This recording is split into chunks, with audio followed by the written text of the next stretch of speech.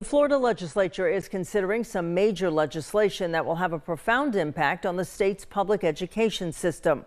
The biggest changes could involve funding and spending by school districts. News 13's Courtney Evans is live in our studios tonight. Courtney, do any of these bills have a chance of passing? Yes, Amy. In fact, the governor signed one of those bills last month. The other is still working its way through the legislature, but both will impact school funding.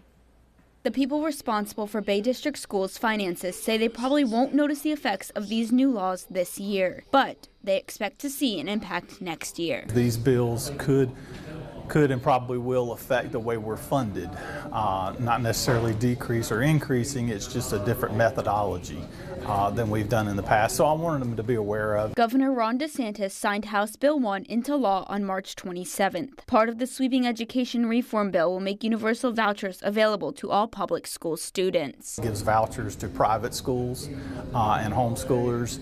And, you know, we don't really expect a big change here locally next year. Now, several years down the road, it could affect our enrollment. The vouchers will make private school affordable to families that previously could not have paid the tuition. That could mean a decrease in public school enrollment. I mean, that's a potential.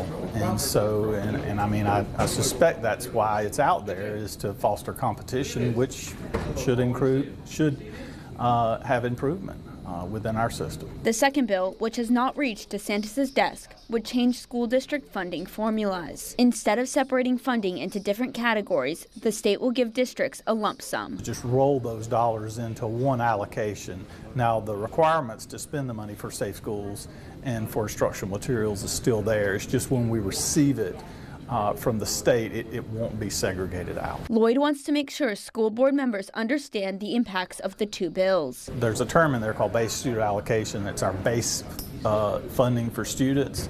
And I've always told the board, you know, watch base student allocation, watch that number. It's going to look a little bit different. So it'll look like a large number this year because we're rolling a lot of things into that base student allocation. So I was just cautioning them that, you know, if there's a 30% increase in base student allocation, there are some other numbers they're in that number. Lloyd says the local districts may not have any input in those decisions, but will have to live with them anyways. Now, Courtney, has Bay County started working on next year's budget? Amy, they're just getting started. Lloyd says this is what he calls budget season. The tentative budget is due in July. Courtney Evans tonight. Thanks, Courtney.